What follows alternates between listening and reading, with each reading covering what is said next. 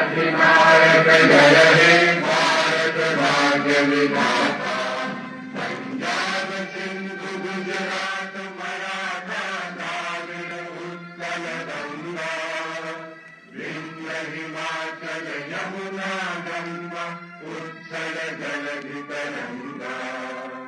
तब शुभ नामे जागे, तब शुभ आशीष मांगे, गाहे तब जय गाथा। जन गण मंगल दायक जय हे भारत भाग्य विधाता। जय हे जय हे जय हे जय जय जय जय हे।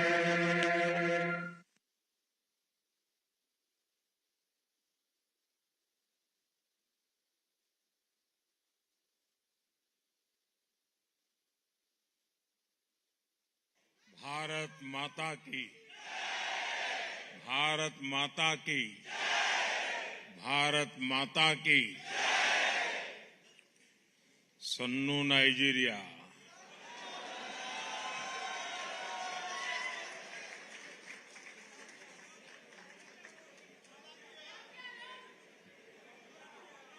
नमस्ते। आज आपने अबुजा में अजूबा कर दिया है।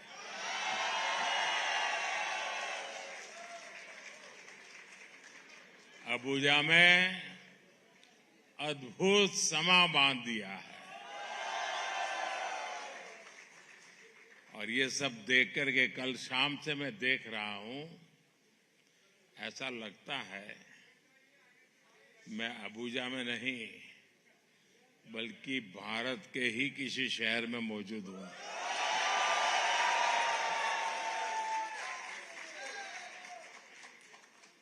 आप में से बहुत सारे लोग लेगोस, कानो, कड़ूना और पोर्ट हारकोर्ट से, ऐसे ऐसे अलग इलाकों से अबुजा पहुंचे हैं। और आपके चेहरे की ये चमक, आपका ये उत्साह, जितना आप यहां आने के लिए उत्सुक थे, उतना ही मैं भी आपसे मिलने का इंतजार करता था।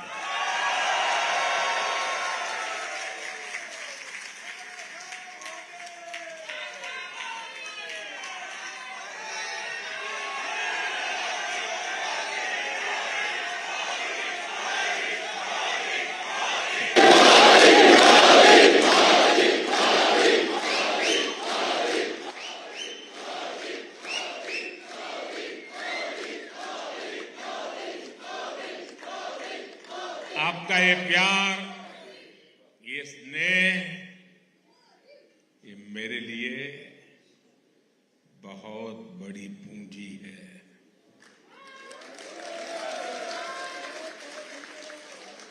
आपके बीच आना,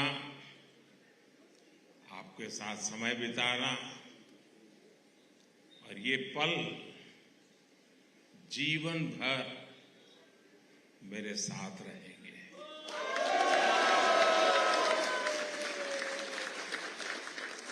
साथियों,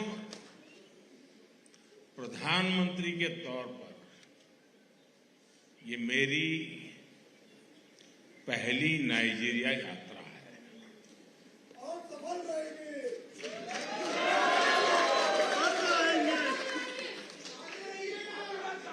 लेकिन मैं अकेला नहीं आया। मैं अपने साथ भारत की मिट्टी की महक लेकर के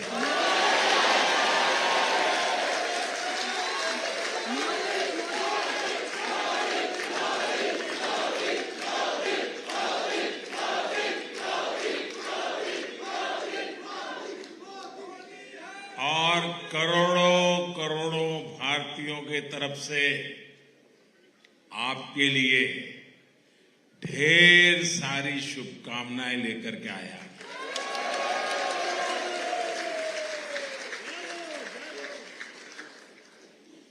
भारत की प्रगति से आप खुश होते हैं और यहां आपकी प्रगति पर हर भारतवासी का सीना चौड़ा हो जाता है।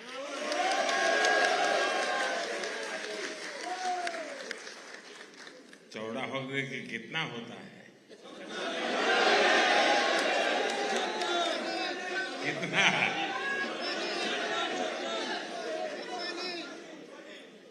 मेरा तो 56 हो जाता है।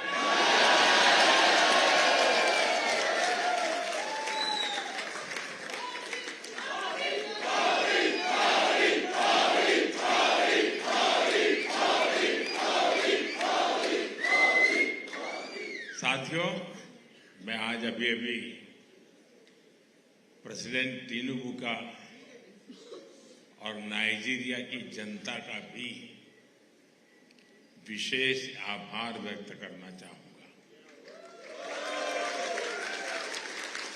जिस प्रकार का यहां स्वागत हुआ है वो अद्भुत है। और कुछ ही समय पहले प्रेसिडेंट टिनुबू ने मुझे नाइजीरिया के नेशनल अवार्ड से सम्मानित किया।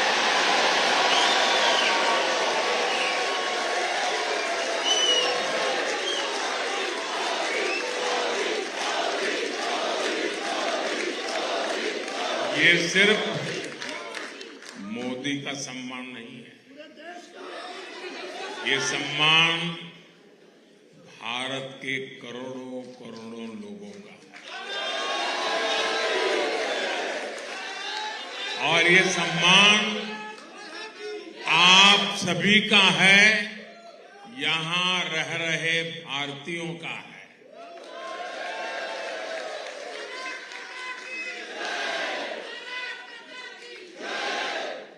साथियों, मैं बहुत ही नम्रतापूर्वक ये सम्मान आप सबको समर्पित करता हूं।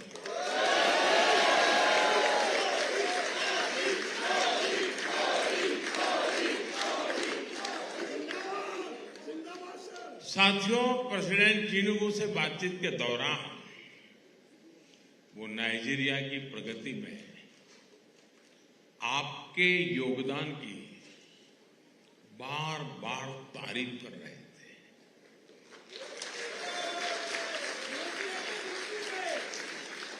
और जब मैं उनको सुनता था, उनकी आंखों में जब ये चमक देख रहा था, उस वक्त मेरा माथा गर्व से ऊंचा हो गया।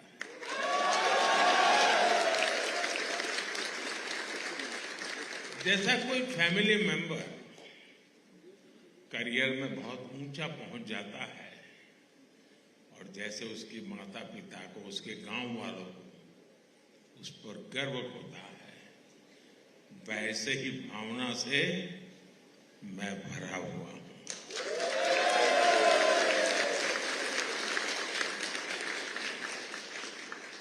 आप सभी ने नाइजीरिया को सिर्फ अपना परिश्रम, अपनी मेहनत ही नहीं दी है, आप लोगों ने नाइजीरिया को अपना दिल भी दिया है।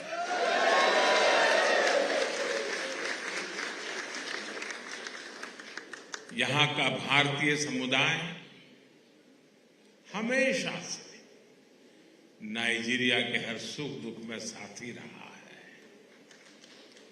नाइजीरिया के लोग आज 40 या 60 में जो लोग हैं, उनमें से अनेक ऐसे मिलेंगे जिनको किसी न किसी भारतीय टीचर ने पढ़ाया होगा।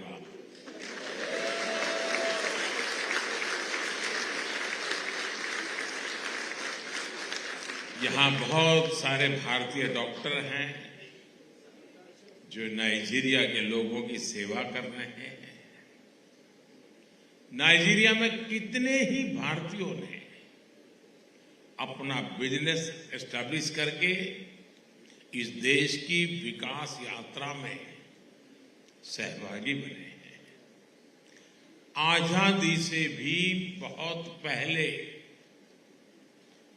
किशन चंद चेलाराम जी यहां आए थे।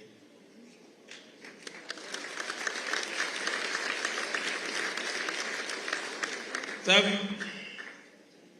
ये कोई नहीं जानता था कि उनकी कंपनी नाइजीरिया के सबसे बड़े बिजनेस हाउस में से एक बन जाएगी। आज भारत की अनेक कंपनियां नाइजीरिया की पूरी इकोनॉमी को ताकत दे रही है। तोलाराम जी के नूडल्स,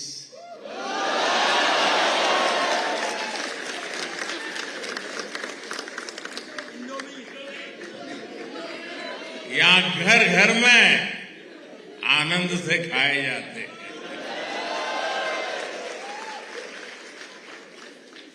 तुलसी चंद राय जी की फाउंडेशन नाइजीरिया के लोगों की जिंदगी में रोशनी भर रही है।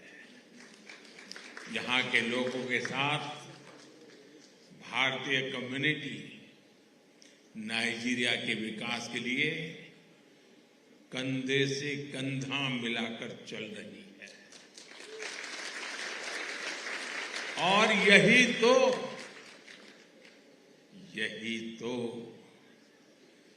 भारत के लोगों की बहुत बड़ी ताकत है, भारत के लोगों के संस्कार है।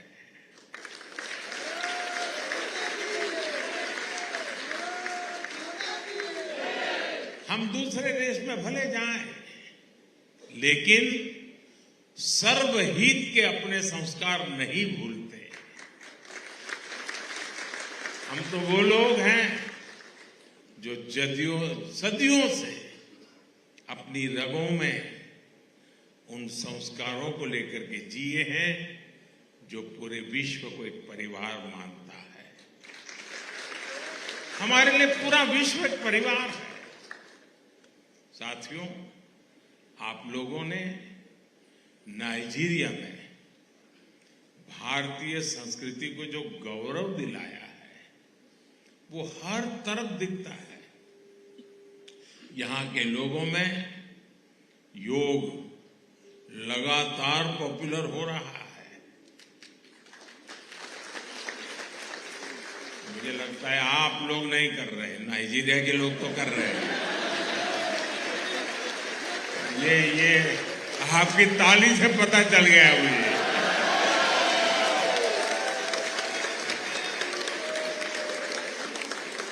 देखिए साथियों, पैसे कमाइए, नाम कमाइए, जो कमाना है कमाइए, लेकिन कुछ समय योग के लिए भी तो लगाइए।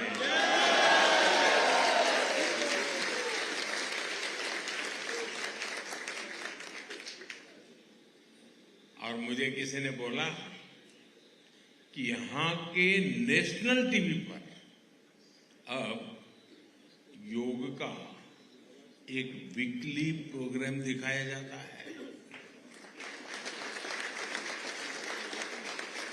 आप लोग तो यहाँ का टीवी नहीं देखते होंगे, आप तो इंडिया का देखते होंगे। वहां कितना पानी आया, आज कहाँ एक्सीडेंट हो गया।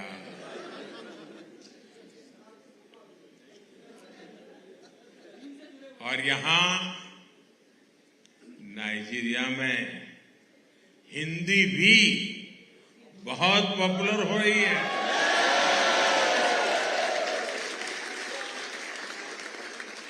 नाइजीरिया के युवा, खासकर कानों के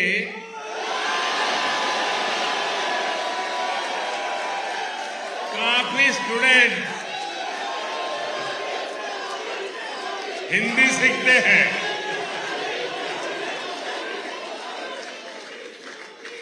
और कानों में तो हिंदी प्रेमियों ने दोस्ताना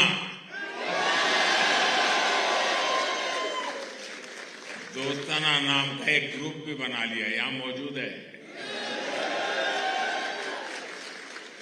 और इसलिए जब इतना ज्यादा दोस्ताना है तो फिर भारत की फिल्मों से दोस्ती होना भी बहुत स्वाभाविक है।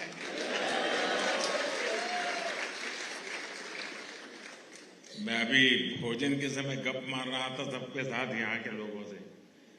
उनको भारत के सब एक्टरों का नाम मालूम है, सब फिल्मों का नाम। नॉर्दर्न एरिया में लोग भारतीय सोच दिखाने के लिए उमड़ पड़ते हैं। नमस्ते वाला,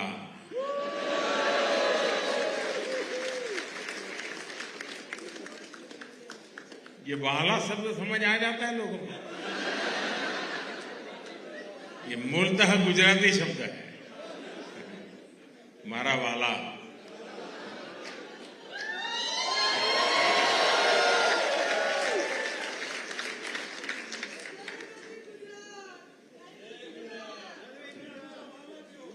नमस्ते वाला जैसी फिल्में और पोस्टकार्ड जैसी वेब सीरीज यहां खूब पसंद की जा रही है।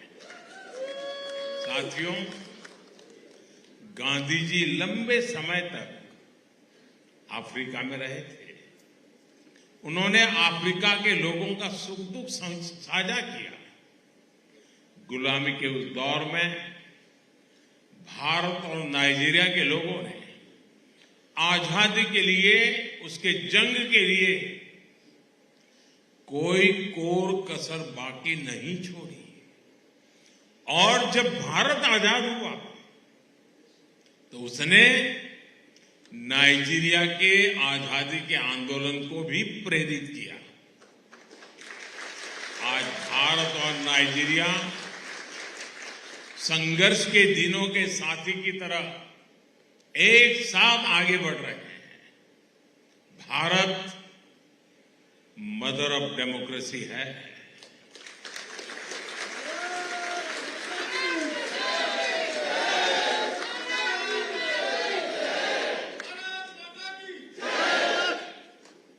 तो नाइजीरिया अफ्रीका की सबसे बड़ी डेमोक्रेसी है। हम दोनों के पास डेमोक्रेसी की समानता है। हम दोनों के पास डायवर्सिटी की समानता है। और हम दोनों देशों के पास डेमोग्राफी की ऊर्जा है।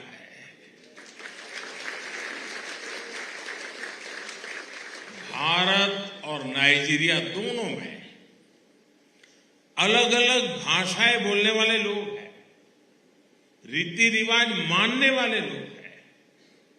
यहां लेगोस के जगन्नाथ जी भगवान, यहां भगवान वेंकटेश्वरा,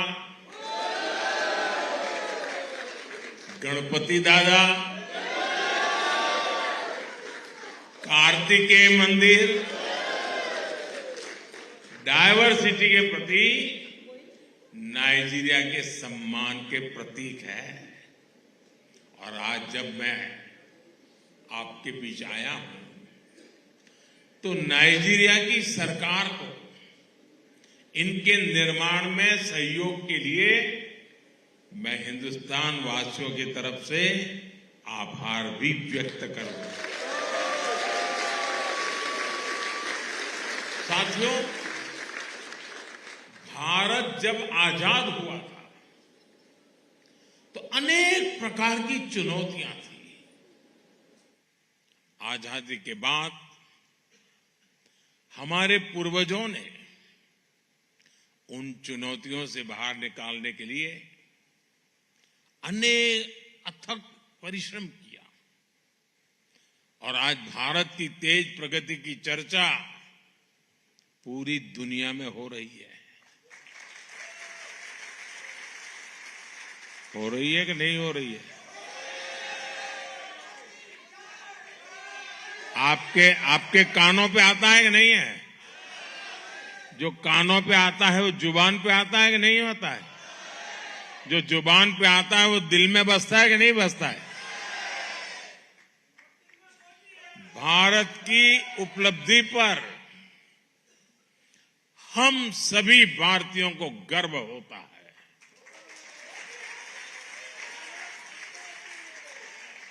आप बताइए, आपको भी गर्व होता है कि नहीं होता है? जब भारत का चंद्रयान चंद्रमा पर पहुंचा तो आपको गर्व हुआ कि नहीं हुआ? आप भी उस दिन आंखें फाड़ करके टीवी के सामने बैठे थे। जब भारत का मंगलयान मंगल पर पहुंचा तो आपको गर्व हुआ कि नहीं हुआ? जब आप made in India fighter plane Tejas को देखते हैं, जब आप made in India aircraft carrier INS Vikrant को देखते हैं तो आपको गर्व होता है कि नहीं होता? आज भारत स्पेस सेक्टर से लेकर मैन्युफैक्चरिंग तक,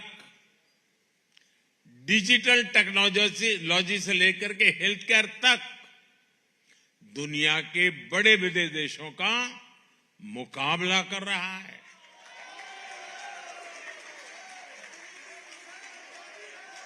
आप सभी जानते हैं, गुलामी के लंबे कालखंड ने हमारी इकोनॉमी को तहस नहस कर दिया था। चुनौतियों से लड़ते हुए आजादी के बाद के 60 साल में, 6 दशक में भारत की अर्थव्यवस्था ने $1 ट्रिलियन का पड़ाव पार किया।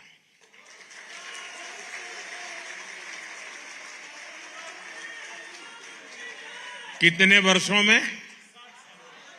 भूल गए। कितने वर्षों में? कितने दशक? 6 दशक में कितना? मैं कोई टीचर नहीं हूं, मैं ऐसे ही पूछ रहा हूं। हम भारतीय डटे रहे और ताली अब बजानी है। ऐसे ही बजाओगे क्या?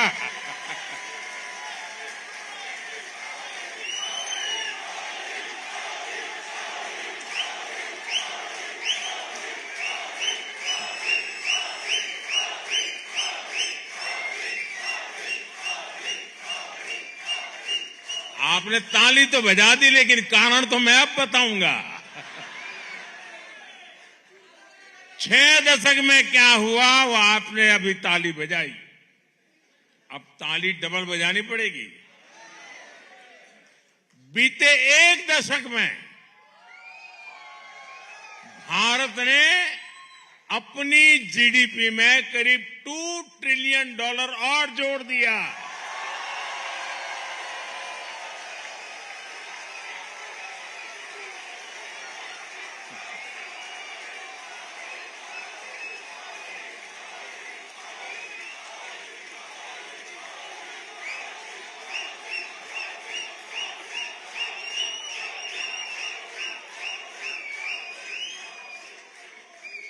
दस सालों में भारत की इकोनॉमी का साइज 2 गुना हो गया है, डबल। आज भारत दुनिया की 5वीं सबसे बड़ी अर्थव्यवस्था है। याद रहेगा ना? कितनी?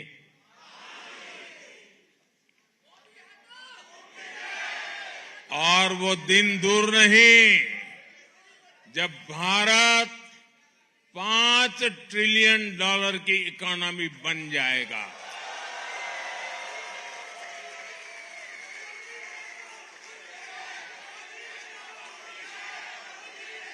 जब भारत दुनिया की तीसरी सबसे बड़ी इकोनॉमी बन जाएगा। साथियों, हम अक्सर सुनते हैं कि जो लोग अपने कंफर्ट जोन से बाहर निकलते हैं वही कुछ बड़ा कर पाते हैं। अब ये बात आपको समझाने की जरूरत नहीं है क्योंकि आप यहां तक तो आ ही गए हैं। आज भारत और भारत का युवा इसी मिजाज से आगे बढ़ रहा है। इसलिए आज भारत नए नए सेक्टर्स में तेज गति से ग्रो कर रहा है। भारत का स्टार्टअप इकोसिस्टम, शायद आपने भी 10-15 साल पहले स्टार्टअप सुना ही नहीं होगा। मैं एक बार स्टार्टअप को प्रमोट करने के लिए एक कॉन्फ्रेंस बुलाई, तो उसमें एक 8-10 लोग थे जो स्टार्टअप वाले थे, बाकी सब तो अभी क्या है स्टार्टअप समझने वाले थे। तो उसमें बंगाल की एक बेटी, वो अपना अनुभव शेयर करने के लिए खड़ी हुई, क्योंकि मुझे लोगों को समझाना था ये कौन सी नई दुनिया है। तो उस बेटी काफी पढ़ी लिखी थी, अच्छी नौकरी की हकदार थी और वेल सेटल थी। उसने सब कुछ छोड़ दिया। तो उसने अपना अनुभव बताया। वो बंगाली थी।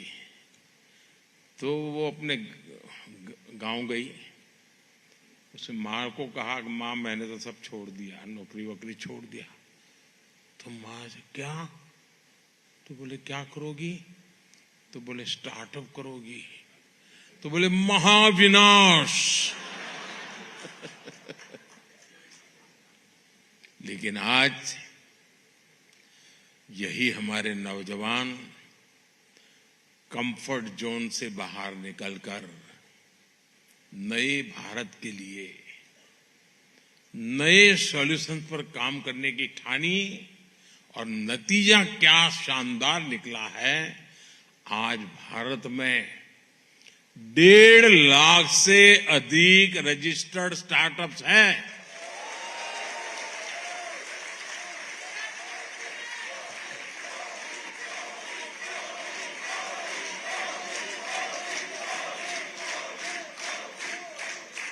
जिस स्टार्टअप्स का नाम सुनते ही मां चिल्लाती थी कि महाविनाश, वही स्टार्टअप आज कह रहा है महाविकास।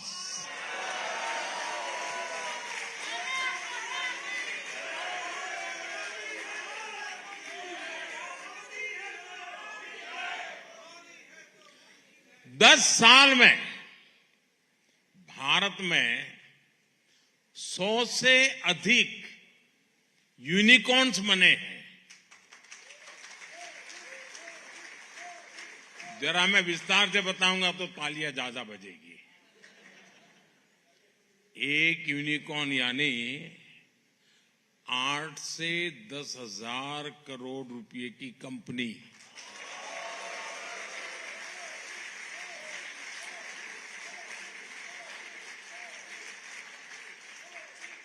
भारत के नौजवानों द्वारा बनाई ऐसी 100 से ज्यादा कंपनियां आज भारत के स्टार्टअप कल्चर का परचम लहरा रही है।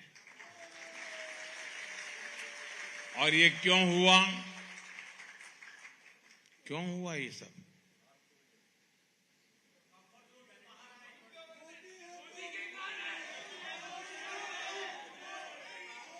क्यों हुआ?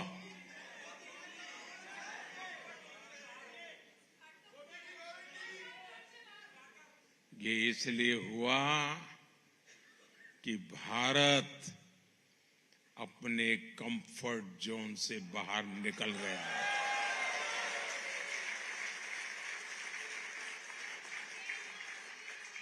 साथियों, मैं एक और उदाहरण आपको देता हूं। भारत हमेशा अपने सर्विस सेक्टर के लिए जाना जाता है। ये हमारी इकोनॉमी का एक स्ट्रांग पिलर रहा है। लेकिन हम इतने से ही संतुष्ट नहीं हुए। हमने कंफर्ट से बाहर निकलकर हमने एक वर्ल्ड क्लास मैन्युफैक्चरिंग हब बनाने की ठानी है। हमने मैन्युफैक्चरिंग इंडस्ट्री को जबरदस्त बढ़ावा दिया। आज भारत दुनिया के सबसे बड़े मोबाइल फोन मैन्युफैक्चरर में से एक है।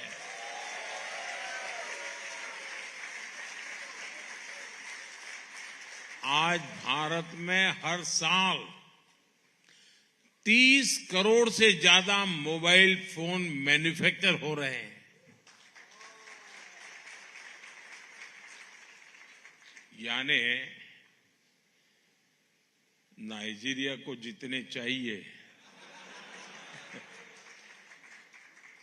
उससे ज्यादा। साथियों, 10 वर्ष में हमारा मोबाइल फोन एक्सपोर्ट 75 टाइम 75 गुना से अधिक हो गया है।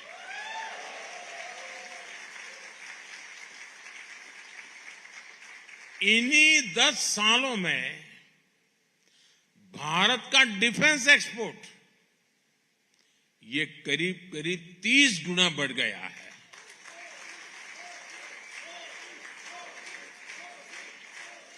आज हम दुनिया के 100 से ज्यादा देशों को डिफेंस इक्विपमेंट एक्सपोर्ट कर रहे हैं।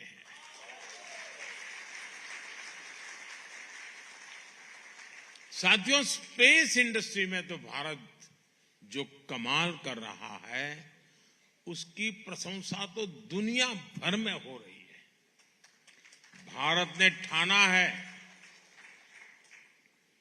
जल्द ही हम अपने गगनयान से भारतीयों को स्पेस में भेजेंगे।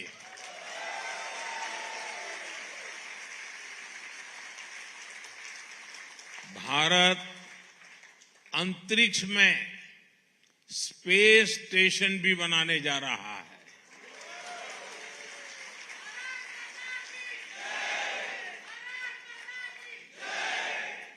साथियों, कंफर्ट जोन छोड़कर इनोवेट करना, नए रास्ते बनाना, ये आज भारत का मिजाज बन चुका है। बीते 10 सालों में भारत ने 25 करोड़ लोगों को गरीबी से बाहर निकाला है।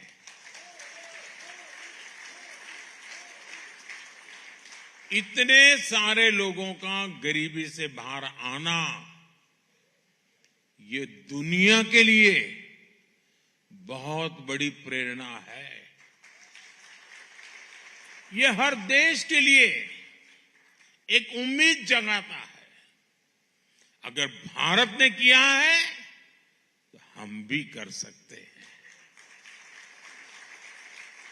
आत्मविश्वास से भरा भारत आज एक नई यात्रा पर निकल पड़ा है।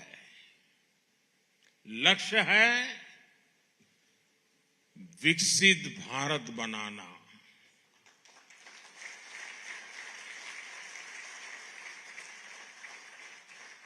जब हम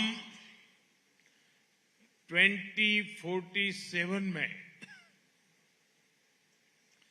आप में से जो लोग बुढ़ापे में रिटायर्ड होकर के सच में या कोई बढ़िया जिंदगी जीना चाहते हैं, तो मैं काम अभी से कर रहा हूं आपके लिए।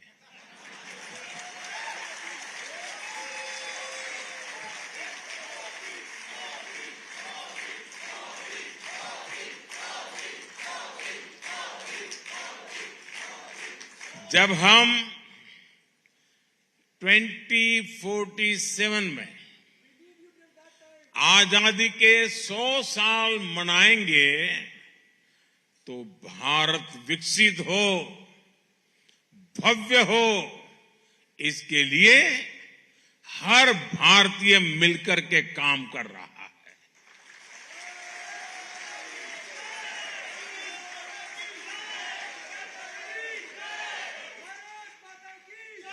और इसमें नाइजीरिया में रह रहे आप सब लोगों की भी बहुत बड़ी भूमिका है।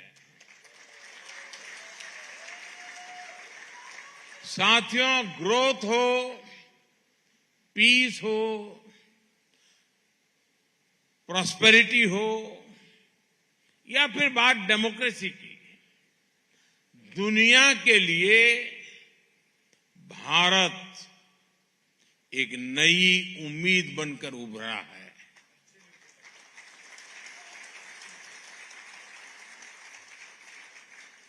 आपका अनुभव होगा, आप दुनिया में आप जहां गए होंगे, लोग आपको सम्मान की नजर से देखते हैं कि नहीं देखते हैं? नहीं, सच बताइए क्या होता है? आप जैसे ही कहते हैं ना इंडिया या हिंदुस्तान या भारत, वो हाथ छोड़ता ही नहीं है। उसको लगता है मैं हाथ पकड़ रखूंगा तो कुछ ऊर्जा मेरे में आ जाएगी।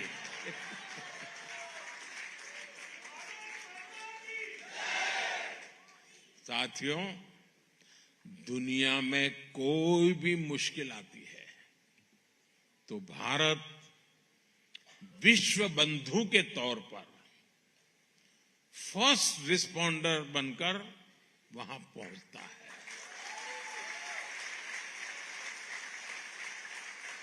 आपको कोरोना का समय याद होगा, उस समय दुनिया में कितना हाहाकार मचा था। हर देश वैक्सीन के लिए परेशान था और संकट की उस घड़ी में भारत ने ठाना कि ज्यादा से ज्यादा देशों को वैक्सीन दी जाएगी। यही तो हमारे संस्कार हैं। हजारों वर्ष पुरानी हमारी संस्कृति ने हमें यही सिखाया है। इसलिए भारत ने वैक्सीन का प्रोडक्शन बढ़ाया और दुनिया के 150 से ज्यादा देशों को, यह आंकड़ा छोटा नहीं है जी, 150 से ज्यादा देशों को कोरोना के समय दवाइयां और वैक्सीन भेजी।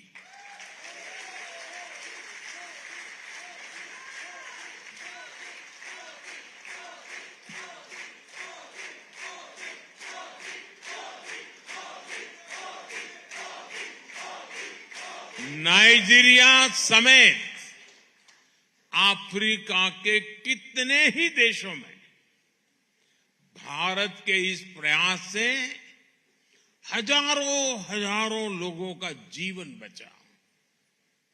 साथियों, आज का भारत सबका साथ,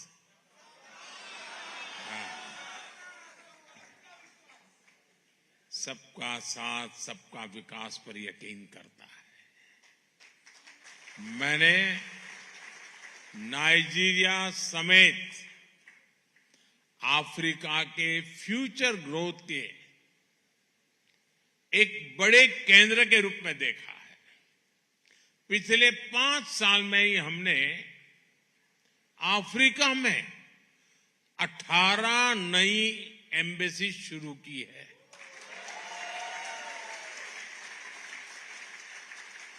बीते सालों में अफ्रीका की आवाज को ग्लोबल प्लेटफॉर्म पर उठाने के लिए भारत ने हर संभव प्रयास किया है।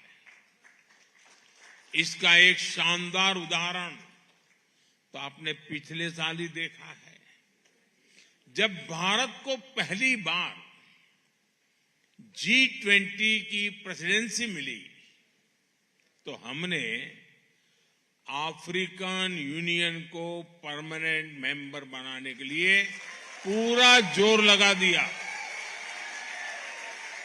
और भारत को उसमें सफलता भी मिली। मुझे खुशी है कि G20 के हर मेंबर देश ने भारत के इस कदम को भरपूर समर्थन दिया और भारत के निमंत्रण पर नाइजीरिया ने वहां गेस्ट कंट्री के रूप में पूरी शान से इस इतिहास को बनते देखा। राष्ट्रपति बनने के बाद प्रेसिडेंट टिनुबू की पहली यात्राओं में से एक भारत की यात्रा थी और G20 के लिए भारत आने वाले प्रेसिडेंट टिनुबू सबसे पहले मेहमानों से भी एक थे। साथियों, आप में से बहुत सारे लोग अक्सर बीच बीच में भारत आते रहते हैं। त्योहारों पर घर के सुख दुख में आप लोग शामिल होते हैं और इसके लिए भारत से आपके रिश्तेदार मैसेज भी करते हैं, फोन भी करते हैं।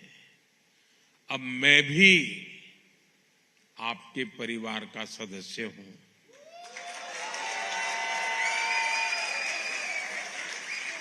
खुद आपके बीच हूं तो मैं भी आपको एक विशेष निमंत्रण देना चाहता हूं।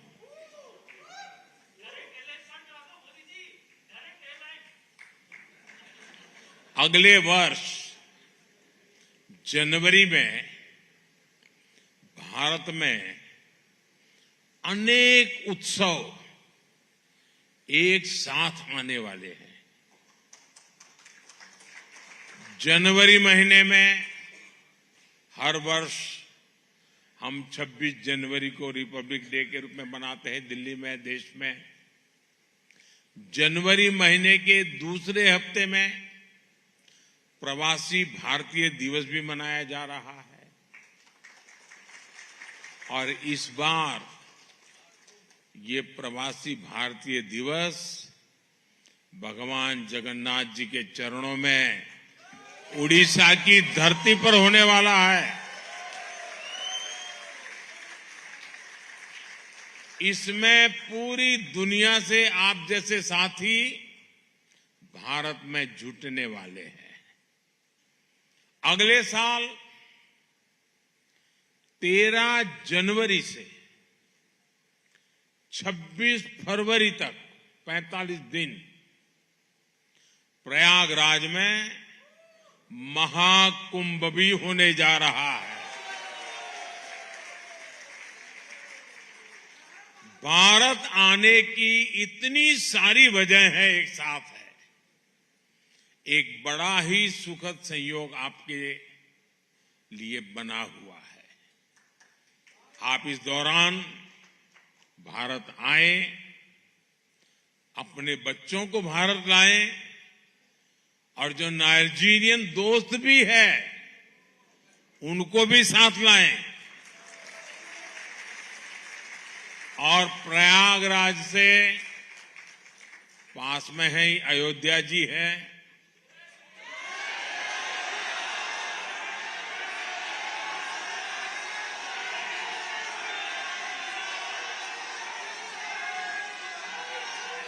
काशी भी ज्यादा दूर नहीं है।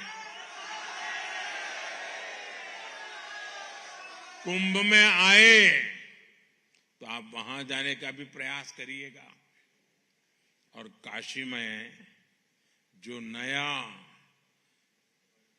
विश्वनाथ भगवान का धाम बना है पूरा देखने जैसा है। और अयोध्या में 500 साल बाद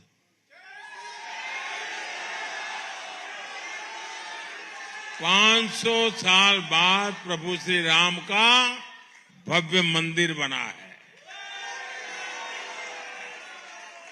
आप खुद भी दर्शन करिएगा, अपने बच्चों को भी वहां के दर्शन कराइएगा। आप जरूर प्लान कीजिए, पहले प्रवासी भारतीय दिवस, फिर महाकुंभ और उसके बाद गणतंत्र दिवस, यानी एक प्रकार से त्रिवेणी है आपके लिए। तो ये भारत के विकास और विरासत से जुड़ने का बहुत बड़ा अवसर है। मुझे पूरा विश्वास है कि आपको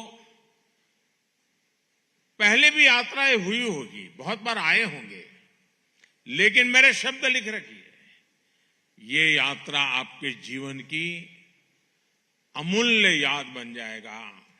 आपके जीवन का एक बहुत बड़ा आनंद का सौभाग्य होगा। एक बार फिर आप सबने, कल से मैं आया हूं तब से आज तक जो उमंग, उत्साह, प्यार दिखाया है, इतना समय निकाला है, मुझे आप सबके दर्शन करने का सौभाग्य मिला है। मैं आप सबका बहुत बहुत आभारी हूं। मेरे साथ बोलिए भारत माता की, भारत माता की, भारत माता की। बहुत बहुत धन्यवाद।